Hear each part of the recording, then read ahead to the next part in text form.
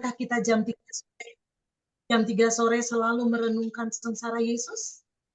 Penuh penderitaan, penuh pengorbanan sebagai bukti cintanya kepada kita manusia. Yesus terus berusaha untuk mau menyelamatkan kita. Apapun dosa kita, Dia ingin supaya kita selamat, bukan? Bapak Ibu, kita lihat sebentar, kita lihat. Ya. Nah, di kitab suci, Bapak Ibu pasti sering mendengar ini dan ingat, yaitu Yohanes 8 ayat 10 sampai 11. Masih ingat ya? Ini adalah gadis, bukan gadis, pokoknya perempuan yang ketahuan berzina, dibawa pada saat Yesus. Di sini ada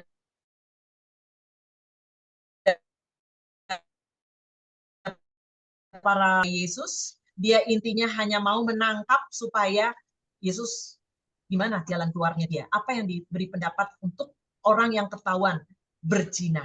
Menurut hukum Musa kita tahu buat yang berzina harus dilempari. Bapak Ibu, apa yang dikatakan Yesus? Masih ingat ya? Lalu Yesus bangkit berdiri dan berkata kepadanya, "Hai perempuan, di mana mereka? Tidak adakah seorang yang menghukum engkau?" Jawabnya, "Tidak ada, Tuhan." Lalu kata Yesus, "Aku pun tidak menghukum engkau. Pergilah dan jangan berbuat dosa lagi mulai dari sekarang." Nah, Bapak Ibu, dengan contoh tadi, ya contoh kisah nyata kalau kita kaitkan bahwa Yesus pada saat hidup di dunia bersama para rasul, Dia pun memberi contoh kepada kita untuk mengampuni. Dia pun mengampuni orang yang berzina ini. Dengan kata-kata, "Aku pun tidak menghukum engkau. Pergilah dan jangan berbuat dosa lagi." Bapak Ibu pasti ingat ya, dengan kata-kata ini berarti pada saat kita ngaku dosa. Doa tobat, di situ dikatakan bahwa dengan pertolongan rahmat-Mu, aku berjanji tidak akan berbuat dosa lagi. Itulah contoh apa yang kita bisa baca dari Yohanes tentang bagaimana Tuhan terus dan terus mencintai orang yang berzina pun Dia selamatkan. Asalkan jangan berbuat dosa lagi. Tapi berbaliklah, gitu kan? Berbaliklah dan ikutilah Yesus. Bapak Ibu, ini bagus banget terkait dengan BAF 1682. Bu Ros, tolong dibacakan Bu Ros. Di-unmute dulu. Sudah, Bu. BHF 1682. Ya. Kalau jiwa-jiwa mau menyerahkan diri, mereka sepenuhnya kepadaku. Aku sendiri akan melaksanakan tugas untuk menguduskan mereka. Dan aku akan melimpahkan bahkan rahmat yang lebih besar lagi ke atas mereka. Ada jiwa-jiwa yang menghancurkan usaha-usahaku, tapi aku tidak menyerah terhadap mereka. Begitu mereka berpaling kepadaku, aku akan bergegas menolong mereka dengan melindungi mereka dalam kerahimanku. Dan aku memberi mereka tempat pertama dalam hatiku yang pemurah. Ya, terima kasih. Bapak Ibu yang terkasih, perhatikan kata-kata yang saya bold dengan warna kuning, stabilo kuning. Kalau jiwa-jiwa mau menyerahkan diri, mereka sepenuhnya kepada Yesus. Bapak Ibu, yuk kita sambil merenungkan diri kita masing-masing ya. Maukah aku menyerahkan diriku sepenuhnya kepada Yesus? sesuai dengan apa yang dikatakan Yesus pada tanggal 22 Februari 1931. Yang Yesus minta kita mengandalkan Yesus. Betul? Yesus, engkau andalanku. Nah, ini di dalam 1682 Yesus mengatakan kalau jiwa-jiwa mau menyerahkan diri, kita mau gak? Gitu loh. Perkataan mau gak? Sepenuhnya loh. Berarti seluruhnya kita andalkan Tuhan. Mau gak? Kalau jawabannya mau sepenuhnya, bukan cuma setengah-setengah, kadang mau, kadang enggak. Nah, itu setengah-setengah, ya enggak? Tapi kalau sepenuhnya kita menyerahkan diri kepada Tuhan, maka apa yang dilakukan oleh Tuhan? Tuhan sendiri akan menguduskan kita. Bapak Ibu, seperti contoh gadis tadi, anak kecil yang masih remaja tadi, ya anak remaja lah, dia kotor Bapak Ibu. Dia sudah free sex. Tapi Yesus akan menguduskan selama dia menyesal dan minta ampun dan juga tidak akan berbuat dosa lagi. Di sini ditegaskan di 1682 melaksanakan tugas untuk menguduskan. Memang Tuhan datang ke dunia bukankah untuk menyelamatkan kita? Itulah. Ya enggak? Nah, melimpahkan bahkan rahmat yang lebih besar lagi kepada mereka. Bapak Ibu, Yesus tahu. Yesus bilang, ada loh di dunia ini yang akan menghancurkan usaha-usahaku untuk menyelamatkan semua manusia agar masuk ke dalam kerajaan kekal di surga. Tetapi ada, yaitu termasuk sekte-sekte tadi Bapak Ibu. Salah satunya, ya enggak? Salah satunya seperti itu. Ada yang mau mengusahakan menghancurkan usaha-usaha Yesus dalam menyelamatkan.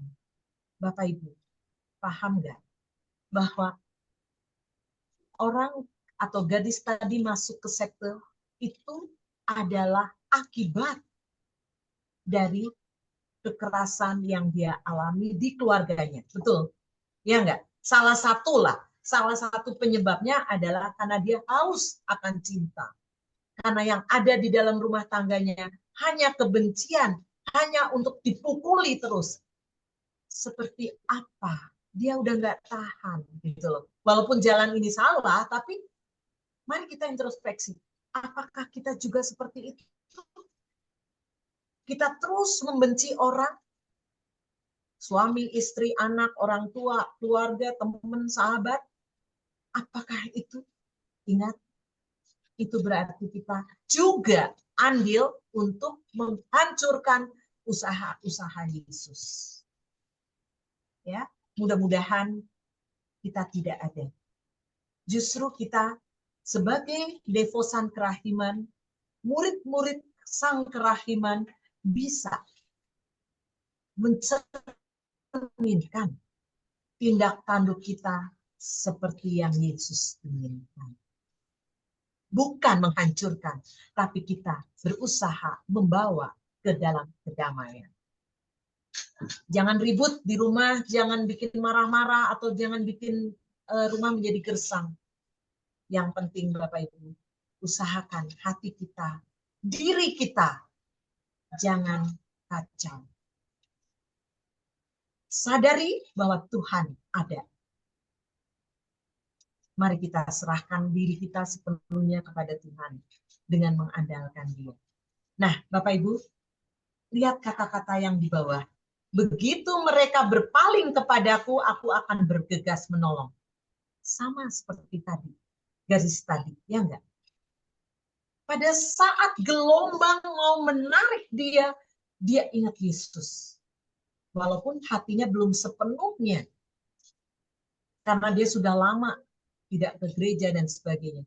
Tapi pada titik-titik tertentu Roh Kudus selalu menyertai semua manusia, gitu ya. Maka pada saat itu juga dia mengatakan, dia berpasrah, dia bersandar kepada Tuhan dengan kata-kata Tuhan tolong aku. Maka berarti kan berpaling ya.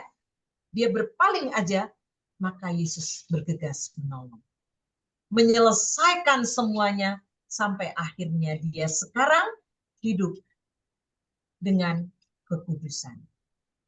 Bukan kembali hidup dalam dunia kegelapan. Enggak, dia sudah kembali ke dunia yang terang. Bapak Ibu, kata-kata yang penting berpaling. Pada saat mereka belum 100% kembali kepada Yesus, Yesus sudah lebih dulu bergegas menolong. Saya mempunyai ilustrasi pada saat saya merenungkan kata-kata berpaling ini, Bapak Ibu. Pernah nggak ngalami kebanjiran? Atau nggak lihat di TV deh, kebanjiran yang deras banget airnya. Bapak Ibu, kalau kita tidak berpegangan dengan tali yang sudah diselamatkan oleh tim SAR, jangan ngomong kap perahu deh gitu ya. Ada tali atau ada apa aja yang sebagai pegangan kita nggak akan hanyut, bukan? Ya enggak. Nah, yang penting Bapak Ibu, mau nggak kita pegang tali itu pada saat banjir? Tim SAR mengirimkan sebelum ada perahu, dia kirimkan atau dia lempar tali gitu loh ya. Nah, kalau kita mau pegang itu, berarti kita pegang Yesus, maka Yesus akan menolong kita. Seperti kata-kata, Yesus tolong aku. Berarti dia menyerahkan. Maka Yesus pun menolong. Bapak Ibu, nggak gampang memang. Kalau kita sudah terbiasa dengan kondisi penuh dosa. Tapi ingat, sekotor-kotornya, selama kita mau berpaling dan kita mau kembali kepada Yesus, niat kita mau kembali sama Yesus, hidup kudus, maka Tuhan, Yesus sendirilah yang akan menguduskan kita. Lihat kata-kata di atas, ya enggak? Dan dia bergegas menolong kita. Amin ya Bapak Ibu ya. Oke. Poinnya adalah kita mau enggak? Yang kedua, berpaling. Dalam kondisi apapun, ingat, Tuhan tolong aku. Oke. Ya, Tante Hilda, tolong dibacakan 367, Tante. Baik. BHF nomor 367. Hatiku meluap-luap mengalirkan kerahiman yang melimpah kepada jiwa-jiwa. Teristimewa kepada jiwa orang-orang berdosa yang malang. Kalau saja mereka memahami bahwa aku adalah Bapa yang paling baik bagi mereka, dan bahwa bagi mereka lah darah serta air mengalir dari hatiku seperti dari mata air jernih yang meluapkan kerahiman. Bagi mereka, aku tinggal di dalam tabernakel sebagai raja kerahiman. Aku ingin melimpahkan rahmatku pada jiwa-jiwa, tetapi mereka tidak mau menerimanya. Sekurang-kurangnya, engkau datanglah kepadaku sesering mungkin dan ambillah rahmat-rahmat yang mereka tolak itu. Dengan cara ini, engkau akan menghibur hatiku. Oke, terima kasih. Sampai sini dulu. Terima kasih, Tante. Bapak Ibu, 367 ini menjadikan nomor yang saya pilih untuk menguatkan kita, menyadari bahwa Yesus tetap mencintai kita walaupun kita sudah istilahnya udah berdosa gitu ya. Nah, Bapak Ibu, di sini dikatakan hatiku meluap-luap mengalirkan kerahiman yang berlimpah kepada jiwa-jiwa. Teristimewa kepada siapa? Kepada jiwa orang-orang yang berdosa yang malang. Apa sih maksudnya orang-orang yang berdosa yang malang? Ada yang tahu? Silakan. Apa yang dimaksud orang-orang berdosa yang malang? Seperti apa contohnya? Silakan, ayo langsung buka. Barangkali orang-orang yang tidak mampu bertobat Ya. karena banyak faktor ya. Seperti saya pun termasuk orang yang pendosa yang malang. Banyak kelemahan saya mau berubah, tapi seringkali gagal. Itu salah satu sifat tidak sabaran. Kan nggak baik itu, apalagi bagi orang tua. Tapi itulah, seperti ada sifat anxiety, tegang, itu juga nggak baik kan. Tapi ada di dalam diri saya. Kalau saya lagi terburu-buru atau ini belum selesai, itu belum selesai. Di otak ini banyak sekali yang perlu mengatur kerjaan saya atau tanggung jawab saya. Saya bisa timbul ketegangan. Yang di bahasa Inggris bilang anxiety attack. Itu penyakit. Tapi nggak bisa disembuh. Saya sendiri nggak mampu. Cuma saya pasrahkan diri kepada Tuhan. Apa begitu Bu Eti? Itu termasuk pendosa yang malang nggak tuh? Tante, pengertian orang yang berdosa yang malang, lebih tepatnya adalah yang tidak mau bertobat. Bukan. Orang yang tidak tahu bahwa dia berdosa. Itu yang disebut orang. Oh gitu. Kok itu nggak berdosa kali kalau dia nggak tahu? Iya, bukan Tante. Bukan. Jadi gini contohnya. Oke, saya buka ini dulu ya. Stop share screen ya. Tante, orang yang berdosa yang malang ini kasihan banget. Dan di dalam novena kita ada kan novena sebelum pesta kelahiran, kita berdoa di jiwa-jiwa orang yang malang. Apa maksudnya? Tante, Bapak Ibu, orang itu tidak mau tahu dan tidak peduli dan tidak mengakui bahwa dia berdosa. Kalau tadi Tante mengakui aku nggak sabar, bla bla bla bla. Tahu tapi kan bahwa itu nggak baik, betul nggak Tante? Walaupun masih susah, saya pun masih susah, namanya itu manusia. Itu tidak termasuk kategori yang malang, yang berdosa malang nih ya Tante. Saya bunuh orang, saya menganggap nggak apa-apa, orang itu yang bikin yang menyebalkan, layak saya bunuh. Nah, ada nggak orang yang seperti itu? Ada Tante. Karena dia Kristen. Saya apapun juga agamanya, dia tidak merasa bahwa dia bersalah. Banyak Tante sekarang. Bukan loh. Kita tahu dong ada 10 perintah Allah. Setidak-tidaknya agama apapun mereka, kita punya hati nurani dong. Sebenarnya tahu bahwa mencuri itu benar nggak salah. Tapi dia mempunyai dalil, nggak apa-apa aku merampok. Itu kan buat aku dan untuk hidup aku, hidup anakku, istriku, suamiku, dia nggak merasa itu bersalah. Nah, kalau dianya sendiri tidak merasa bersalah, bagaimana dia mengakui bahwa dia berdosa? Gitu loh. Kalau kita berbuat salah, kita ngaku bahwa, oh ya, Tuhan aku salah loh. Karena ini tidak sesuai dengan kehendak-Mu. Ampuni aku. Itu orang yang berdosa. Tapi kalau yang berdosa yang malang, dia tidak mau tahu. Contoh lagi, orang mukul.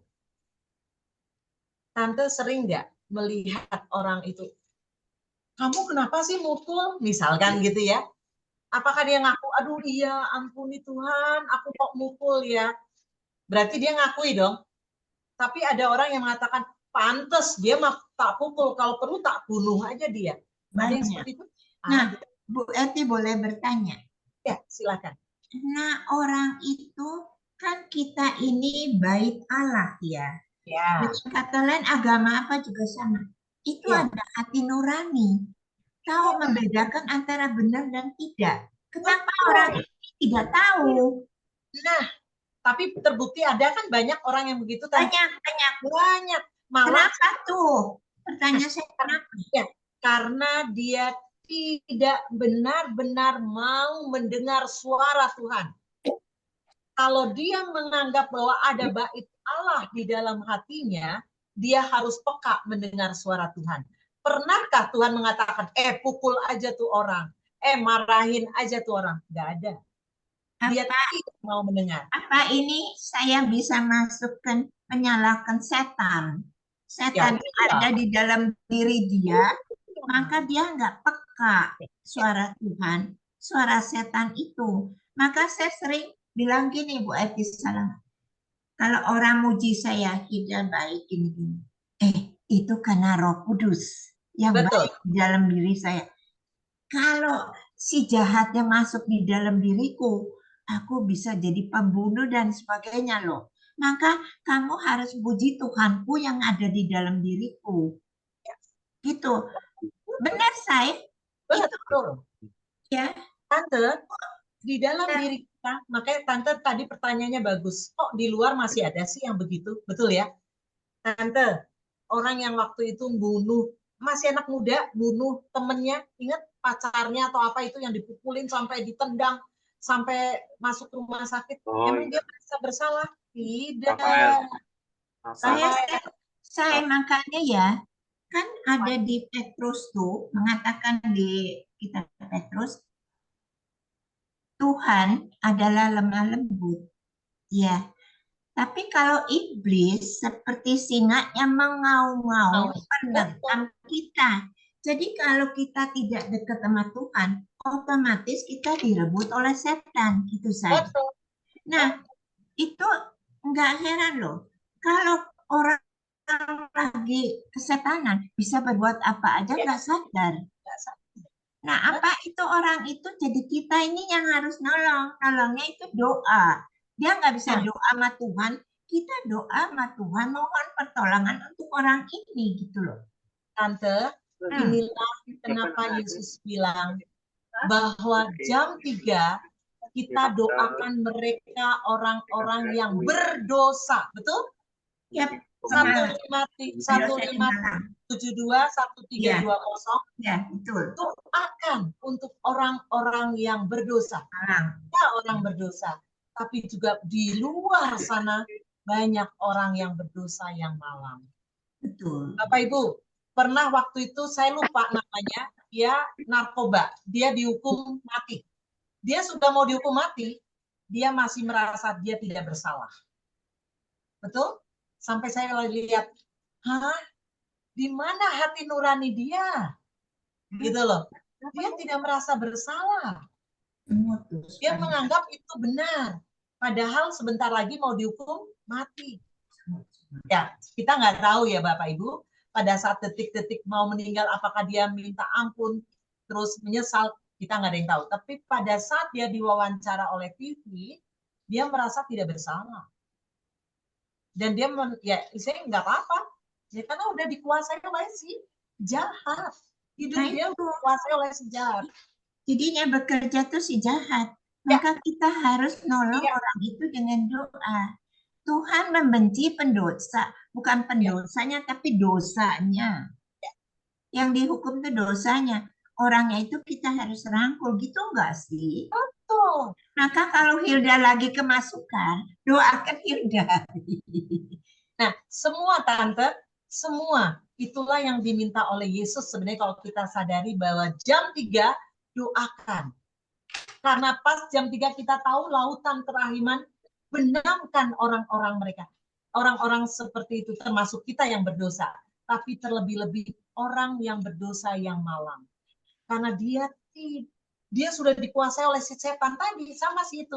Mana ada Tante kalau dia masih punya hati nurani, dia mau menyerahkan mama, papanya, keluarganya untuk dibunuh, untuk ikut setan. Mana ada. Gitu loh. Contoh orangnya bunuh diri, yang bawa bom bunuh diri itu, kan konyol banget, dirinya sendiri juga. Masa sih ada Tuhan yang nyuruh berbuat gitu bisa masuk langsung ke surga? Gak ngerti tuh. Saya pernah terima video anak kecil kira-kira ya 7-8 tahun ditanya apa cita-citamu? Cita-cita saya adalah membunuh orang Kristen. Nah, ya. Dapat Kenapa? Kenapa? Karena pengalaman. saya ajarin mereka ini katanya, kalau saya bunuh mereka, saya ke surga. Iya. Ditemani 7 bidadari. Iya, itu nggak ngerti saya. Nah, Kita yang ada roh Tuhan tuh, masa, aduh aneh banget. Maka jangan remehkan loh. Setan ini juga sangat-sangat lihai banget. Kalau kita lagi stres, itu setan cepat masuk loh ke kita. betul. Menguasai. Kalau Ya. kita lagi hati kita ini galau, nah itu juga say. Atau terlalu lelah banget, gampang itu kena hipnotis. Saya hampir, tapi puji Tuhan, detik-detik udah saat itu sadar, buru-buru sadar. Pernah anak mau menikah, itu saya gereja semua tanggung jawab saya tuh saya. Karena mereka tidak ngerti. Dalam keadaan lelah banget, adanya telepon. Nelfon mengatakan gini, Ibu profesiat bahwa Ibu ini terpilih yang menerima hadiah 25 juta. Oh. Dari ini. Entar sore Ibu lihat TV nanti nama Ibu keluar. Terus ya otak lagi capek ya. Nanggepin, kok biasa nggak nanggepin tuh bohong pasti. Iya, Pak, jadi gimana dikirim? Ibu punya rekening? Ada. Ibu coba katanya pergi ke ATM gini. Nggak sempat Pak, saya lagi gini. Ntar aja kalau Ibu sempat jam berapa nanti saya telepon lagi. Udah. Oke, uang kering. Saya lagi situ kan ada ATM ada. Gitu. Ibu masuk ke ATM nanti saya arahkan uangnya ke transfer ke Ibu. Ketik ini ya. Saat mau bilang send, sadar otak saya. Pak, itu mah bukan uang Bapak masuk ke saya, uang saya transfer ke Bapak gitu. Enggak, Bu, percaya aja sama saya. Transfer langsung ke saya. Enggak, Pak. Tunda dulu ya, Pak. Tunda. Nah, kalau ditunda, batal, Bu. Ya baik batal daripada uang saya masuk ke Bapak. Terus enggak, Pak. Iya, keluar. Yang ngantri di ATM banyak banget. Bu, itu penipuan. Gitu. Langsung aku telepon ke BCA minta nomorku di blok. Oh. Gitu. Itu tinggal send gitu ya, uangku semua terkuras ke dia. Itu karena otakku lagi capek dan aku lagi membutuhkan banyak uang, ditawarin sama setan uang. Ya. Gitu, masuk. Ya, thank you. Terima kasih sharingnya Tante. Memang itulah kenyataan, maka benar juga ya apa yang dikatakan di dalam BHF. Kita semua berdoa untuk mereka, termasuk diri kita juga. Karena mungkin kita juga yang tadi lelah atau apa, butuh doa. Oke, kita lanjutkan dulu ya materinya tadi. Ya, ini tadi udah.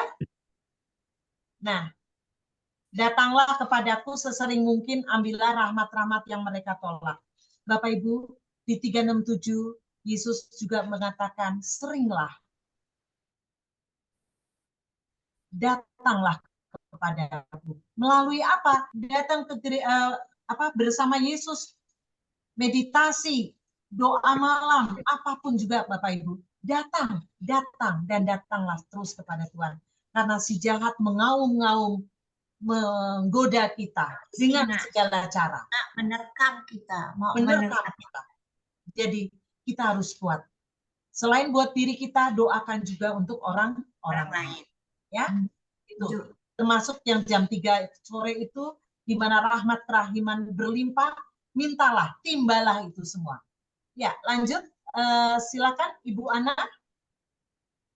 Masih 367 saya. Ya, masih panjang ini soalnya. Tante Ina? Atau siapa? Saya aja bisa. Ya, BHF, Thomas. BHF nomor 367. Oh, betapa acuh tak acuh jiwa-jiwa itu kepada kebaikanku yang sedemikian besar kepada begitu banyak bukti cintaku.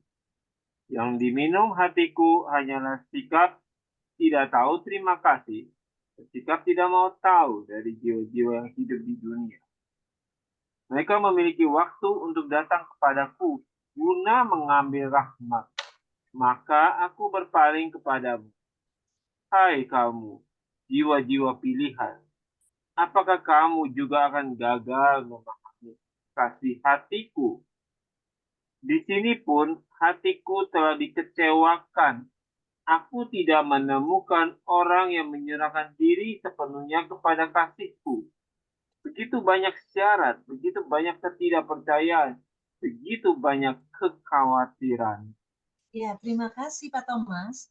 Bapak Ibu, yuk kita renungkan. Benarkah bahwa kita merasakan banyak bukti cinta Tuhan Yesus kepadaku, pada kita? Ayo, kita renungkan sebentar Bapak Ibu. Benar nggak kita sudah mendapatkan banyak cinta dari Tuhan? Seperti yang tadi dialami oleh gadis tadi. Padahal dia kotor, dia benar-benar sudah istilahnya tidak layak, tapi Tuhan tetap mencintai. Demikian juga kita mungkin tidak sekotor itu, tapi tetap kita juga penuh dosa, bukan? Nah, Bapak Ibu, sering nggak di antara kita memberikan sikap tidak acuh, sikap acuh tak acuh kepada Tuhan Yesus? Sikap yang tidak mau terima kasih kepada Tuhan Yesus yang sudah memelihara kita, menyelamatkan kita. Contoh aja dari pagi, saya sering loh Bapak Ibu teringat bahwa puji Tuhan, puji syukur Tuhan memberi kesempatan saya. Dulu saya harus hidup dengan tabung oksigen yang gede-gede. Pada waktu itu berapa harganya, mahal banget gitu ya. Dan sudah divonis bahwa saya harus terus-menerus, tidak mungkin paru-paru saya hidup tanpa oksigen tambahan dari luar. Itu dari statement dari dokternya. Kalau toh hidup, nanti seumur hidup akan memakai oksigen. Karena sudah tidak mungkin paru-parunya hidup sendiri. Maksudnya dengan kemampuan sendiri. Harus ada dari eksternal. Dan Bapak Ibu, namanya kita kan keluar-keluar gitu ya. Di jalan, saya suka lihat dong, adalah suatu ketika saya melihat tabung oksigen, di sini dijual tabung oksigen. Belum lama ini saya ngomong ke anak saya, pada waktu itu saya baru jalan sama anak saya naik mobil, ngomong, nah mama jadi ingat loh peristiwa dulu, gitu. Mama harus hidup dengan tabung oksigen. Ternyata kalau Tuhan memang memberi jalan, nggak ada yang mustahil. Dunia kedokteran apapun, Tuhanlah dokter yang paling hebat. Ya kan? Nah, Bapak Ibu, yuk kita dalam diri kita, karena kita selalu merasakan cinta Tuhan kepada kita. Apapun juga, peristiwa apapun juga, kita renungkan masing-masing gitu ya. Nah, apakah kita tahu untuk berterima kasih, mengucap syukur, atau sikap kita yang acuh tak acuh, seolah-olah kekuatan kita yang hebat, bukan karena cintanya Tuhan kepada kita. Nah, itu untuk permenungannya ya Bapak Ibu ya.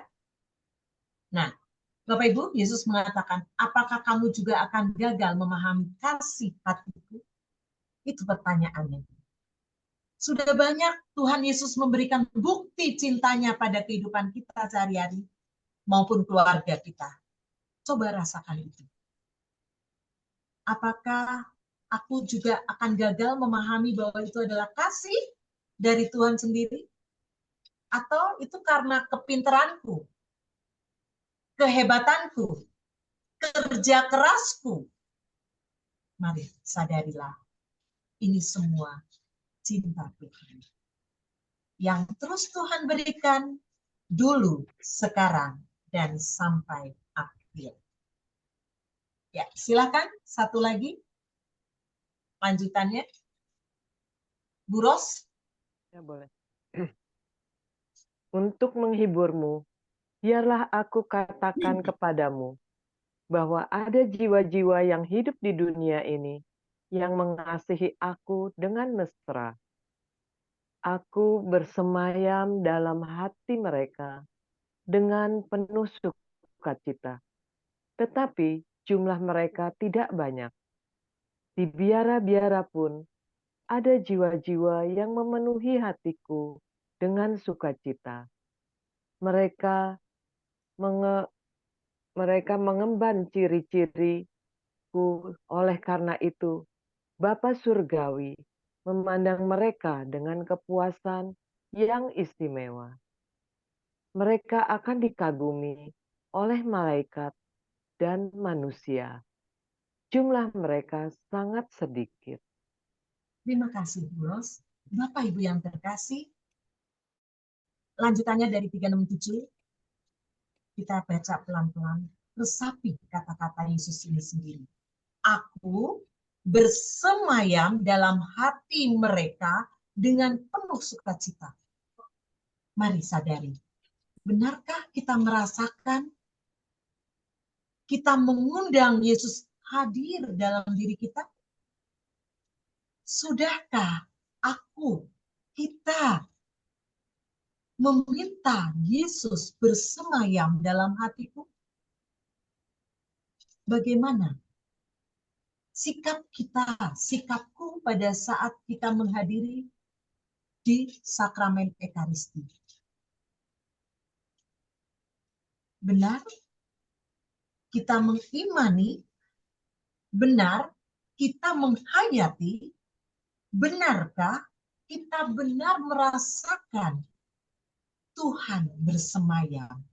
Bukan hanya cuma 1 menit, 2 menit pada saat kita menerima, tapi benarkah kita menyatakan bahwa Yesus tetap tinggal di dalam hatiku sekarang dan selama-lamanya?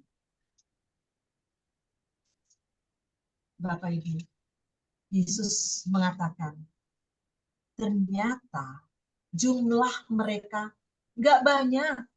Jumlah mereka sedikit termasuk di biara-biara loh. Bapak Ibu, terketukkah hatiku, terketukkah hati kita untuk mau menyadari bahwa Yesus bersemayam di hatiku, membawa aku damai dan bahagia, dan mewujudkan dalam kehidupan sehari-hari.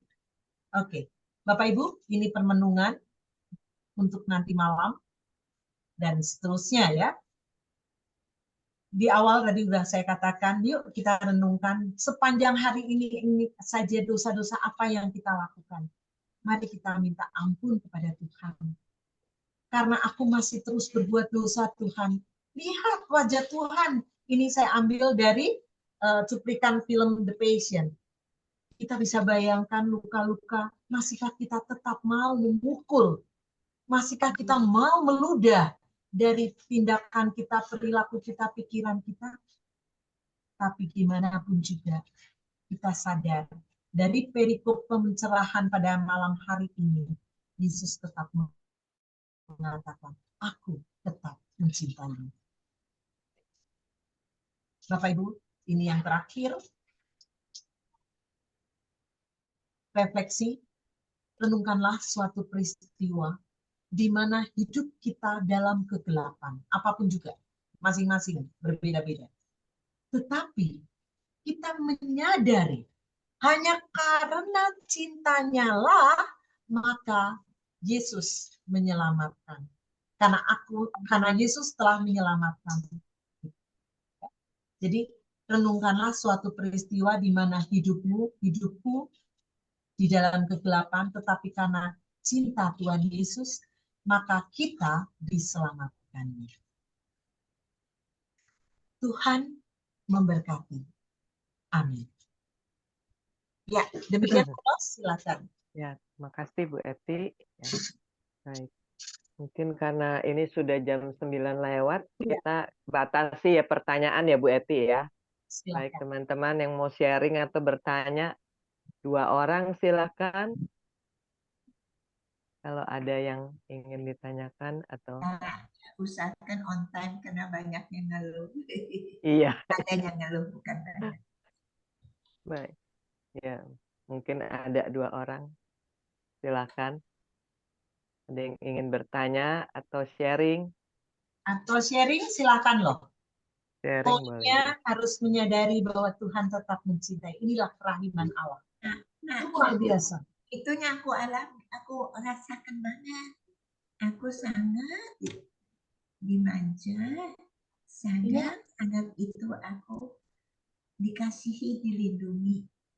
Benar itu. Betul. Maka orang suka bilang, Hilda gini-gini, bagus gini-gini. Itu karena Tuhan loh. Aku ini gak bisa apa-apa. Benar. Kan dipilih waktu kuliah lah. Kemarin Ibu Ros sharing dari mahasiswa dan sebagainya, dipilih sebagai ketua ini. Itu aku juga alami itu. Padahal aku ini kagak bisa kerja. Benar. Maka aku bilang sama teman-teman, aku ini yang dunia itu gak mau pakai. Maka Tuhan pakai aku. Gitu. Iya. Iya, benar. Orang yang apa ya, yang nggak bisa apa-apa, kasihan lah dipakai. Tuhan yang menyempurnakan. Yang penting kita mau, tadi kan kata-kata mau menyerahkan diri sepenuhnya kepada Tuhan. Sepenuhnya. Juga tuh ada di ayat mana dikatakan gini, kalau kamu malu sama aku, nanti aku yang membuat engkau malu. Iya. Nanti aku yang menggetarkan kamu. Gitu. Iya. Memang benar sih, saya kan orang termasuk yang takut panggung. Dari kecil. Itu belakangan ini mulai takut panggung itu karena sombong. Mikirkan diri sendiri kali. Takut dicela, takut penampilan gak sempurna, penampilan gini-gini. Kalau kita melupakan diri demi untuk membahagiakan Tuhan, jujur, lupa diri sendiri, maju. Lupa, nggak ingat diri sendiri. Aku mengatakan bukan untuk diriku, untuk sesama teman-temanku biar tahu sharingku ini gitu. Jadi berani. Oke, sekarang nih lagi berani karena bukan mau menonjolkan diri gitu loh. Jadi orang yang nggak berani, orang yang minder itu sebenarnya orang yang sombong. Menurutku sih pengalaman. Aku lupa, setelah aku lupa diri, berani jadinya. Bukan melupakan diri, Tuhan kali yang membuat aku lupa. Atau urat malunya udah putus. Halo. Ya, betul, Tante. Iya. Kalau Thomas, Ya, kalau kita benar untuk Tuhan, kita lupa diri kita. Oke, please lanjut. Mas, mau. Silakan Kita Thomas. selesainya jam berapa sih? Iya, ini ya udah selesai ya. harusnya jam 9 tapi nggak apa-apa. Ini kan saya bilang ada 2. Ini Thomas 1 lagi. Tapi usulku ya, Boleh. kalau jam 9 tank. Gitu. Iya. Ini tapi Ya. saya kasih Nanti kesempatan yang 2 orang. keluar itu karena mereka mempunyai rencana lain lagi. Iya betul. Ayo 1 Thomas, boleh. Pengalaman Yuli ya masuk ya. paling dekat ya kalau Yuli nggak bisa, ada pastor meninggal. Ya. kalau kita tuh paling gampang melukai atau dilukai ya sama orang terdekat sendiri ya tante ya. Betul. Sama ya pernah perjuangan juga kan kadang waktu awal kan sama Linda terus dimulai juga ketika dimarahi dengan orang tua. Karena saya waktu itu saking apa ya nggak ngerti tapi saya diam, saya nggak balas, saya gigit bantal tuh malam saking itu supaya tidak balas saya gigit. Jadi ketika ditegur atau sama orang, tapi saya dapat dalam itu kamu diam, diam. Itu bukan orang tua atau istri, itu ada ada sesuatu yang dialami itu. Kamu diam aja, tenang dulu. Belajar tuh tante. Ya, tolong saya berikan perisai minta perlengkapan senjata Allah tuh benar-benar harus juga loh. Minta Betul. perisai ini, woi di panah. Kadang baru tahu ya kalau namanya itu kalau iblis itu baru saya paham panahnya tuh bukan panah biasa kan. Panahnya panah api ya, udah panah langsung ngebakar semua, kalau bisa ngebakar semua gitu.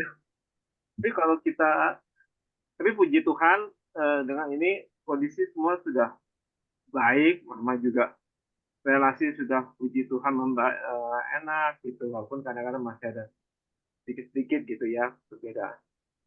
Malinda juga semua terbangun dengan luar biasa baik gitu. Pemulihan tuh terjadi gitu, tapi memang kita masih dekat-dekat sama Tuhan, jadi tahu ini bukan dia sebenarnya. Kamu jangan salahin dia, kamu bentengin dulu dirimu, walaupun berat juga tuh. Udah sih itu pengalaman. Syukur Thomas ya. Terima kasih. Baik. Sekali lagi makasih Bu Eti ya jadinya. Sama-sama. Ya kita Ya, sharing. banyak. Bu Eti, sorry. Saya satu aja nih. Nih tadi bilang 2, 1 cuma tadi saya dengar Bu Eti bilang maha gurunya Katolik. Ya. Wow. Berarti dikuasai setan bener ya, Bu? Ya. Ya, Dan ya. maha gurunya ini benci banget sama Yesus. Makanya dia tahu bahwa si gadis ini menyebut Yesus tolong, gitu kan? Ya kan? Dia benci kalau kamu menggunakan kata-kata Yesus lagi, aku benci. Padahal dia Katolik. Katolik. Tapi sudah murtad lah ya ceritanya ya. Dia ngikut aliran sesat. Tapi dia udah meninggal kemarin waktu COVID. Jadi ini kisah nyata. Jadi kita nggak bisa tahu ya agama apapun juga kalau ya. Saya jarang nonton YouTube tapi bisa dilihat Denny Sumargo banyak memang. Udah dapat sih di YouTube-nya. Dapat. Ada YouTube-nya benar. Iya banyak kok Denny Sumargo ininya dari podcast-nya. Oke baik. Makasih ya Bu Eti semua ini membuka ini wawasan, membuka ini yang nggak disangka, kita semua nggak sangka tapi jangan sampai yang kebuli. Iya. Baik. Oke. Selanjutnya Bu Hilda tolong doa penutup Bu. Allah Bapa yang Maha Rahim, kembali kami bersujud berterima kasih Engkau mengingatkan lagi kami bahwa Engkau adalah sangat rahim, walaupun kami ini pendosa, asal kami mau datang kepada Engkau, Engkau akan menolong kami dan Engkau akan membebaskan kami dari segala dosa kesalahan kami, dan karena Engkau adalah Maha Rahim. Kami sangat bersyukur mempunyai Allah seperti Engkau. Kini saatnya untuk kami berpisah, berkatilah, lindungilah kami, agar kami boleh beristirahat dengan baik. Berkati secara khusus Ibu Eti yang sangat terbuka untuk membagikan kerahiman Engkau bagi sesama. Berkati dengan segala berkat yang dia butuhkan untuk dia makin eksis, makin hebat mewartakan kerahiman. Berkati juga seisi keluarganya, terutama mertuanya yang sedang sakit. Berikanlah apa yang terbaik menurut Engkau. Terima kasih, kemuliaan pada Bapa, Putra, Roh Kudus, seperti pada permulaan, sekarang, selalu, dan sepanjang segala abad. Amin. Amin. God bless, teman-teman. Terima kasih.